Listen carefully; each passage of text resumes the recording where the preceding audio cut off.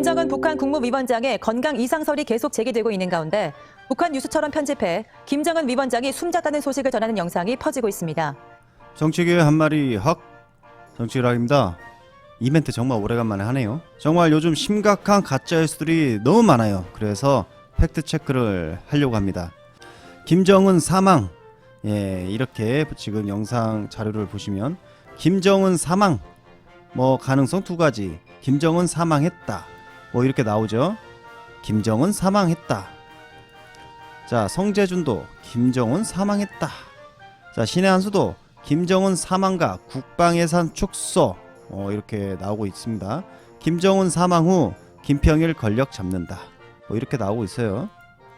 자, 여기 펀앤드마이크도요. 김정은이 유구라면 김정은 지금 중태다, 이런 식으로 해서 김정은 사망설로에 툭수를 누리고 있는 이 가짜 유튜버들, 이게 전부 가짜 뉴스라는 사실 알고 계셨습니까? 성재준부터 시작해서 신의 한수, 펀앤드마이크 TV까지 모든 보수 유튜버들이 김정은 사망했다라고 가짜 뉴스를 유포하고 있었습니다. 그걸로 지금 툭수를 누리고 있었습니다. 자, 지금부터 팩트 체크 시작하겠습니다.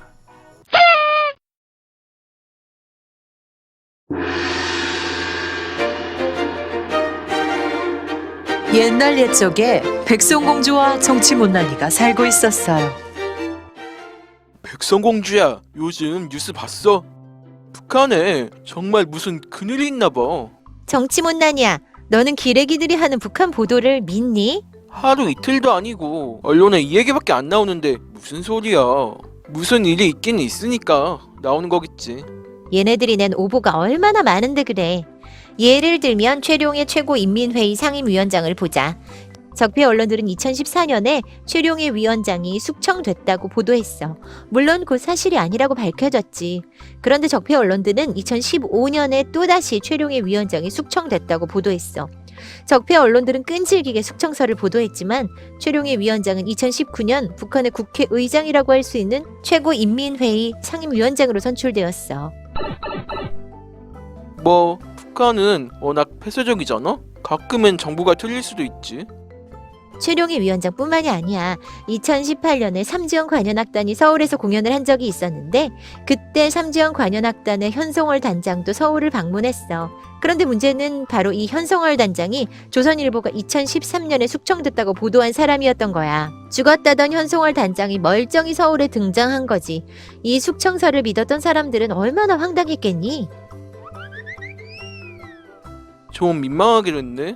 그뿐만이 아니라 적폐 언론들은 김영철 조선아시아태평양 평화위원회 위원장이나 김혁철 전 북한 국무위원회 대미 특별대표 등등에 대해서도 숙청설을 낸 적이 있어. 물론 오보였지. 조선일보가 하도 북한 관련 오보를 많이 내니까 워싱턴 포스트는 조선일보가 보도한 숙청설은 회의적이라면서 믿지 않더라고. 하지만 이번엔 달라. CNN도 북한에 무슨 일이 있다고 보도하고 있단 말이야. 정치문난이야. 처음 시작은 데일리 NK라는 국내 언론이야.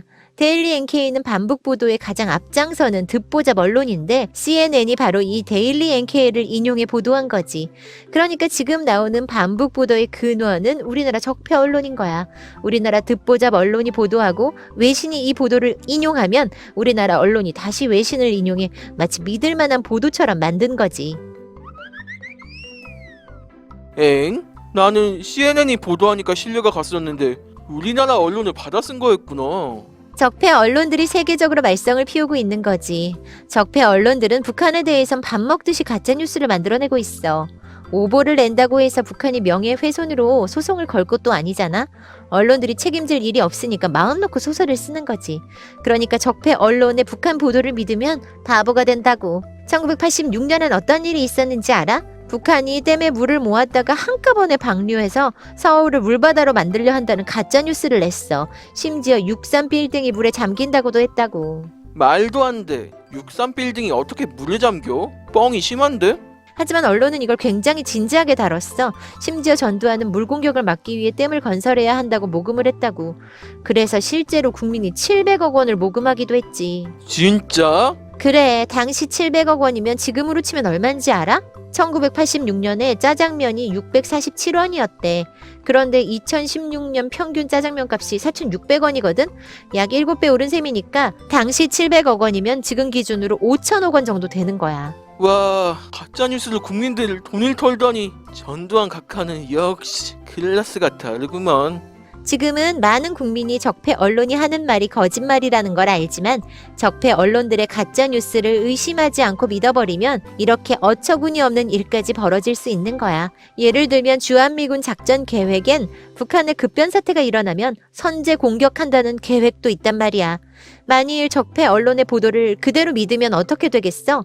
급변 사태가 났다는 거짓말에 속아서 전쟁까지도 날 수 있는 거라니까. 오보가 무슨 전쟁까지 일으킨다고 그렇게 심각하게 말하니? 그냥 해프닝인 거지 뭐. 정정보도 하면 되잖아. 정치 못난이야. 만약 일본의 혐한 언론이 문재인 대통령이 건강이 안 좋다, 죽었다 이런 보도를 대대적으로 했다고 생각해봐. 그럼 우리 국민이 어떻게 생각하겠니? 또 외교적으로는 어떻게 되겠어? 난리가 날 것 같은데. 일본이 아무리 우리나라를 싫어해도 우리 국민이 뽑은 대통령의 생사를 가지고 함부로 거짓말을 해도 되겠니? 악의적이고 무례한 것도 정도가 있는 거 아니야? 그거야 뭐 싸우자는 거지? 지금 적폐 언론이 하는 짓이 이거랑 똑같은 거야. 심각한 외교 문제를 일으킬 만한 가짜 뉴스를 마구잡이로 내보내고 있는 거라고. 아니, 중요한 북한 정보는 대북 소식통에게서 입수하잖아? 열심히 일하다 보면 정보가 좀 틀릴 수도 있는 거지. 일부러 거짓 보도했다는 건 너무한 거 아니야? 그렇지 않아. 적폐 언론들은 의도적으로 남북 사이에 갈등을 일으키고 싶은 거야. 언론이 뭐하러 갈등을 일으키겠어? 총선에서 평화 통일을 바라는 사람들이 압승했잖아. 북한과 대결하기를 바라는 미래통합당은 참패했고 국민이 대결이 아니라 평화 통일을 선택한 거지. 그러니까 이제 남북관계도 개선하고 평화 통일을 실현할 일만 남았는데 적폐 언론들은 바로 이걸 막고 싶은 거야. 그러니까 적폐 언론들은 남북 사이의 갈등을 조장하기 위해서 이렇게 외교 문제가 될 만한 심각한 가짜뉴스를 대대적으로 유포하고 있는 거라고. 북한은 우리 주적이야. 어찌 됐건 언론들이 열일하는 건데 이게 뭐가 나빠? 국민은 북한과 평화적으로 통일하길 바라고 있는데 너는 아직도 주적 타령이니?